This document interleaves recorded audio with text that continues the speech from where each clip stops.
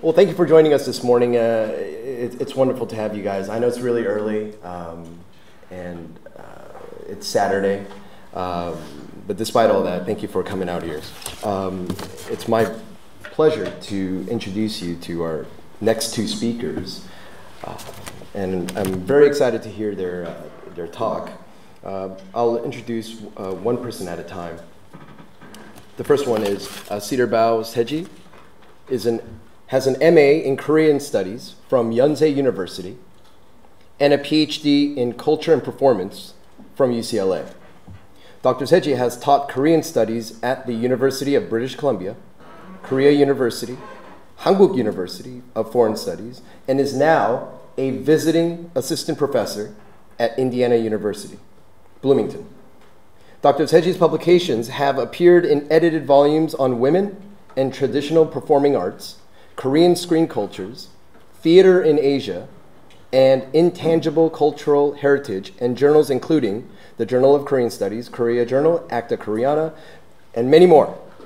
Dr. Saeji is currently co-organizing a conference and journal special issue on Korean hip-hop, co-editing a volume on Korean tradition, and just began using Twitter. So please, let's welcome Dr. CedarBough.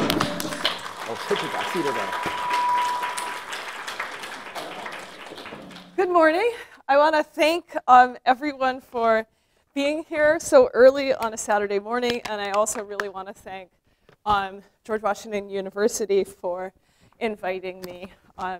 So far, this has been absolutely fabulous event. So to dive right in, with Hallyu 2.0, the world of Korean popular music suddenly expanded. K-pop was no longer just about acquiring fans and like trying to sell the music and maybe getting lucrative advertising deals for the young stars, making guest appearances on TV, all that stuff. Curiously, over the past several years, without stopping to ask anybody for permission, new participants have inserted themselves into the K-pop world. Some of these creatives are occupied with making music video reactions or creating educational videos related to K-pop and Korea. Maybe they're manufacturing fan art, providing K-pop tour content, teaching K-pop dance, or even writing magazine articles and now books about the music.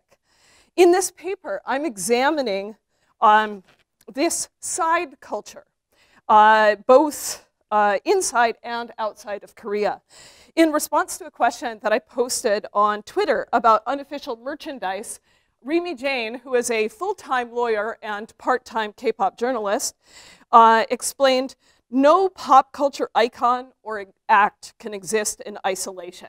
Without the books, YouTube reactors, dancers, covers, even fan site photos, it wouldn't be an icon.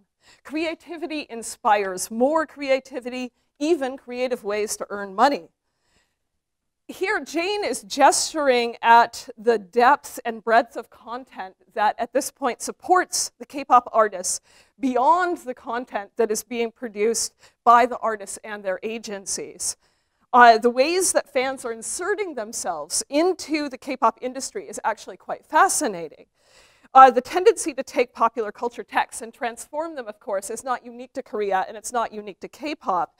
Back in 1992, John Fisk called this a shadow cultural economy with its own system of production and distribution.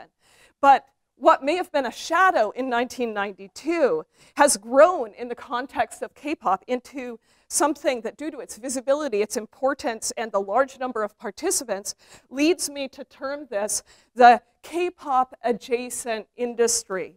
So that's what I'm talking about today, this adjacent industry. These people that occupy this middle position between the K-pop insiders and the fans that make up the majority of the population.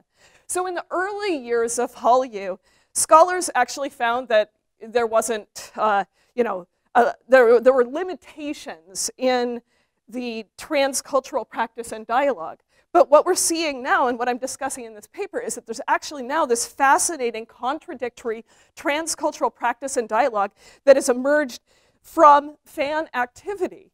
And at the same time that K-pop is actually frequently criticized as being this monolithic, money-driven, manufactured approach to artistic creation, the K-pop industry is also supporting this and supported by this multitude of limelight eschewing and limelight seeking artists, educators, and performers who are working in fields as diverse as fashion, video production, choreography, art, tourism, and education. So this research for this paper actually started back in about 2015. I started doing research on K-pop cover dance. And I started following a lot of the major cover dancers. And of course, over time, some of those cover dancers who used to be a big deal have disappeared. But the ones that have continued on, many of them have done this shift into the K-pop adjacent industry. They're no longer just producing content, which is copyrighted, of course, by the original creator of that song. Now they're actually doing something more. So to illustrate, I'm going to give you guys three cases. One case is Sandy and Mandy. They're twins. They're from Taiwan. They've been doing covers for many years. And at this point, what they've done to go into the K-pop adjacent industry is that, as you can see, they're still uploading covers, but they're also doing advertising spots. They do promotional activity. They're getting paid in that top video there in the corner. They're getting paid by the Korean government to make promotional material for visiting Korea. And of course, they also upload content that's just about them, which of the copyright, the Google AdSense will go directly to them. They'll get all of the credit for that. So that's one approach, is to start working in advertising and getting money from other sources. Another approach could be Wavy as a very good example. I tend to joke to my students that they basically are just trying to add twerking into any K-pop video. But basically, Wavia has now developed a Member Me. People are subscribers. They pay a regular amount of money every month to have access to exclusive content. And you can see this one is titled Mina Red Twerk. Yes, this is how they do their stuff. So if I could show you this, what it is them advertising their Halloween video. It's extremely racy. At this point, it's, you know, adjacent to sex work. You know, you can pay your fee and you can watch them dance in bunny girl costumes. Or twerk in bunny girl costumes, specifically. So, and then Saint 319 is actually my favorite example. I always come back to them again and again. These are a group of people who started out in Vietnam as cover dancers, and at a certain point they were like, wait a second, our content is great and we are also creative, and so they have become the stars. And if you see, this is their top videos. If you see the one up in the corner there, 87 million views. That's original content that they are making. 87 million views. Lots of K-pop videos don't get that.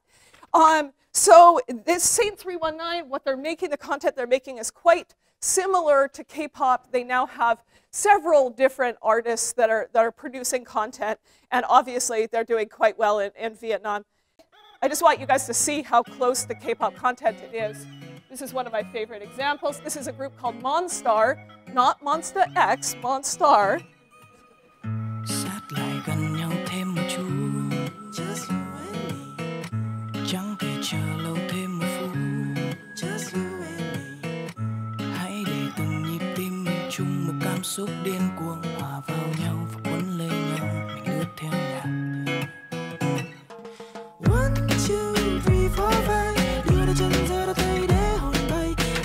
I mean, I can just stick that into a K-pop playlist, and most of the time I don't even notice that I've switched, you know, because it feels so similar to K-pop, right? Some of the other stuff is much more ballad type, and they've even covered Korean artists, Korean hit songs, and gone to Korea to film videos. So yeah, they're all in. So in this paper, I assert that through the love, and there's other ways also, but I'm just not going to go into that. But in this paper, I assert that through the love of K-pop, young entrepreneurs are facilitating a creative, collaborative, cosmopolitan, and contradictory explosion of content that exists in both a symbiotic and parasitic relationship with its host. This K-pop adjacent industry demonstrates several simultaneous areas of activity. First, the industry has created a bridge, an area of interaction, exchange, and education between Korea and Korean musical stars and their non-Korean fans. Second, this industry has emerged as an economically significant aspect of the K-pop ecosystem, even at times in competition with the K-pop insiders, because their sources of support are the same. It's the fans and the Korean government. Third, this industry has produced new secondary stars who have made inroads into the world of K-pop insiders. So we do see people that are crossing that line and becoming K-pop insiders at a certain point. And fourth, this industry demonstrates a future area of tension over ownership of culture. So in this paper, I'm exploring these four interlocking issues through interviews with members of the K-pop adjacent industry and highly engaged fans. I argue that the emergence of the K-pop adjacent industry was inevitable due to the unpreparedness of music management agencies for the actual needs of international audiences, and that this industry will continue to expand outside of Korea. But it is less necessary than it was before. The agencies are catching up quite rapidly to what they need to do. And this pushes the K-pop adjacent industry participants to develop unique and creative contributions to the industry in order to stand out, or to actually become insiders of the industry. And of course, it sets the stage for a variety of future legal battles.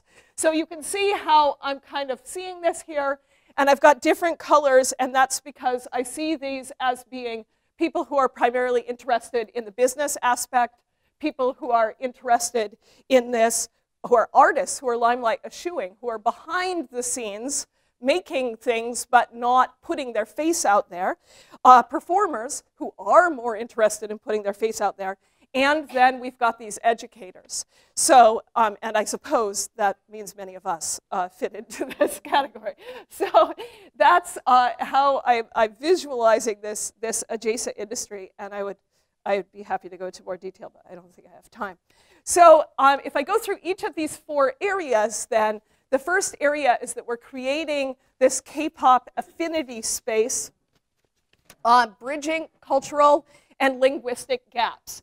And what you can see here, I do have this cover of this one book that I bought, Learn Korean with BTS Bangtan Boys. You already know the person who made the title probably doesn't know the way that you commonly talk about BTS. Anyway, so you're going to learn Korean through these lyrics. Trust me, you won't learn Korean through those lyrics. But if you've already started learning Korean, I suppose it could be useful to have them all together in one book. But the other ones, these are the 3 top YouTubers who are Korean, who speak Indonesian, and have large followings. This guy, he has a following of more than 2 million subscribers, and he's speaking about Korea and about K-pop in Indonesian to these audiences that, of course, are very glad to have somebody who could bridge for them this content. And this is all sent to me by this lovely young K-pop fan in Indonesia.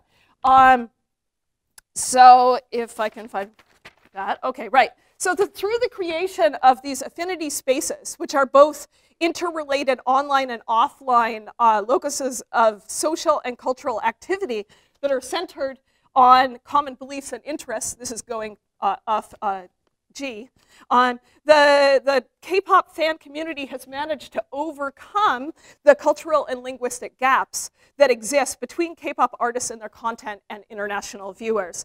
And so in the early K-pop years, despite an understanding that international fans were really essential to the growth of the industry, not even the largest companies were able to keep up with the needs of, for example, Indonesian fans for explanation in their language. Simultaneous with the widespread adoption of the internet and the advent of online music and video access, a complex affinity space has emerged supporting K-pop. And this initially really did privilege members who had the linguistic mastery that were able to translate or subtitle or otherwise share information. But of course, also the Humma, the fan sites. So second area is, although in the past Fisk is saying that this is a shadow economy, in fact, this has come out of the shadows. Although I actually just read this report last night in a fit of I'm not prepared enough for making this presentation. Trust me, if you read this famous report about the impact of BTS on the Korean economy, you find that whoever designed their research methodology does not understand that correlation does not equal causation. Anyway, but regardless of their problems with the actual numbers that they developed, we do know of the large impact that we're seeing. And we do know how much some of these official merchandise products will cost us. And of course, many of us have far more in their home than that. And it is, of course, spawning these new kinds of stars. For this paper, I specifically interviewed Danny from DKDK TV, and then he interviewed me back, which was interesting. So, but I'm not going to go into that interview too much. There's too much to unpack. Instead, I just want to point out, this is another interview I did. Kim Min-sung, he's the daepyo for this organization called Real K-pop Dance, which of course kind of makes fans' hackles go up. Like, what do you mean real K-pop dance? So he in the 1990s, he was a backup dancer for a very well-known group. And then that group disbanded, and he was like, oh, maybe I should go to college. Went to college for tourism, worked for Hana Tour for 5 years, and now he's opened this tour business that completely caters to K-pop fans. And what they do is they can have these short-term classes to learn K-pop dance. They can have one-day tours where they go around and they visit the K-pop spots, even K-pop spots that were specifically picked by the tour participants, and they also do some K-pop dancing.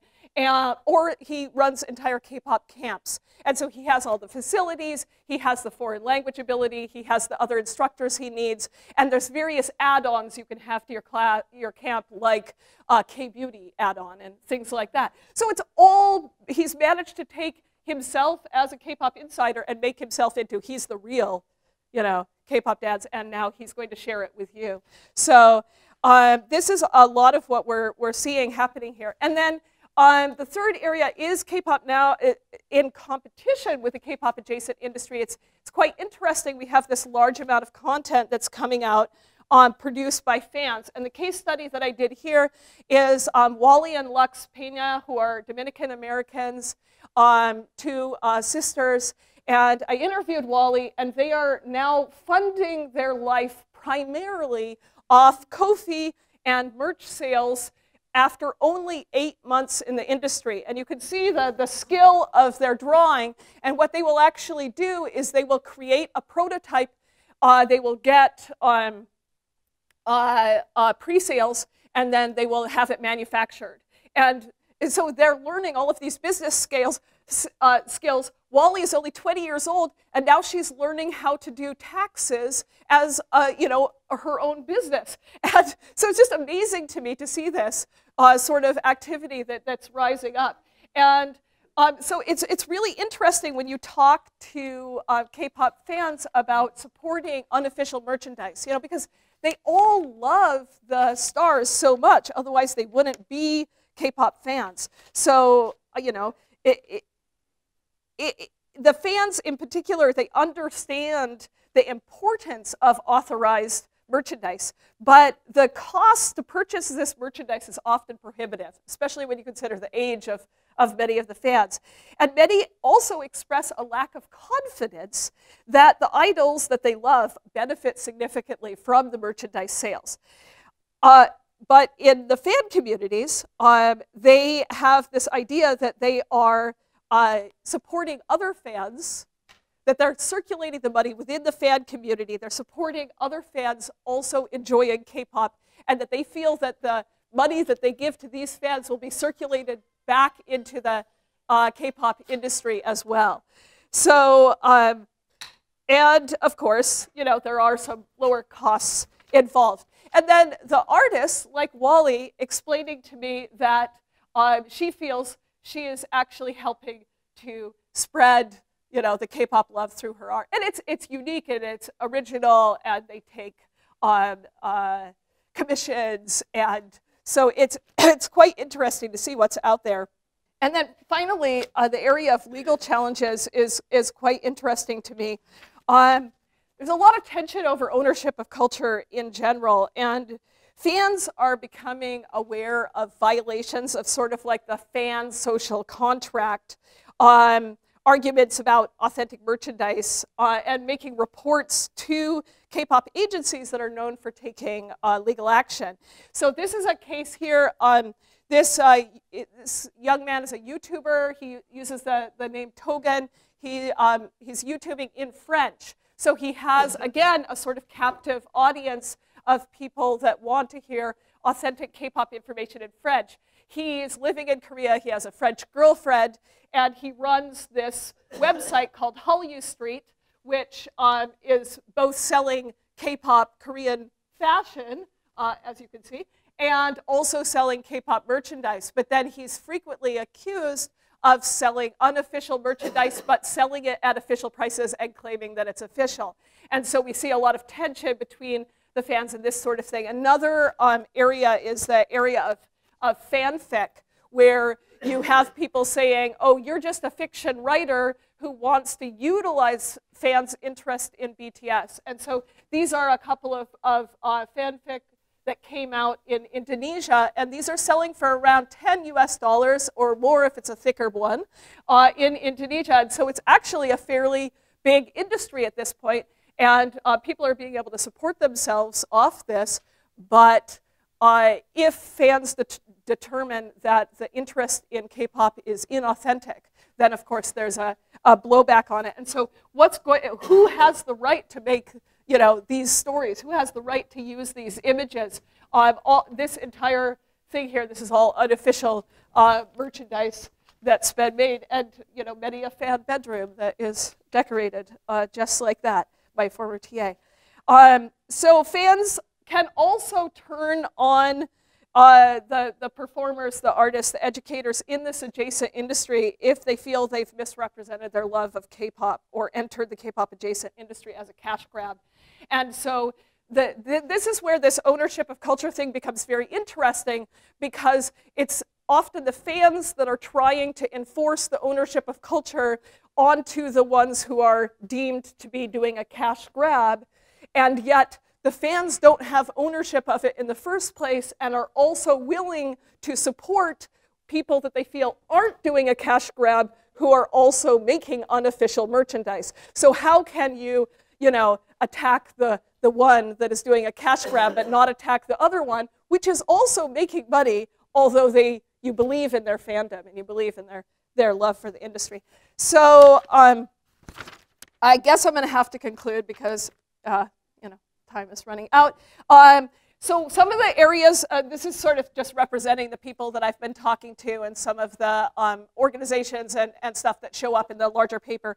But in this paper, as I get into the discussion at the end of it, I'm going to talk more about the K-pop adjacent industry people who are becoming stars.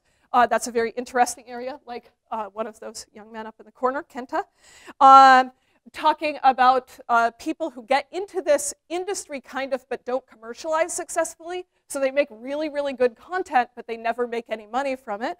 And of course, what about the long-term need for this industry and what direction is it going to go? So in conclusion, the secondary stars and adjacent industry participants of today actually could be the directors, producers, choreographers, cover artists, and everything, the stars of tomorrow. And they're driving K-pop in an interesting and international direction. And I, for one, am very fascinated to watch it unfold.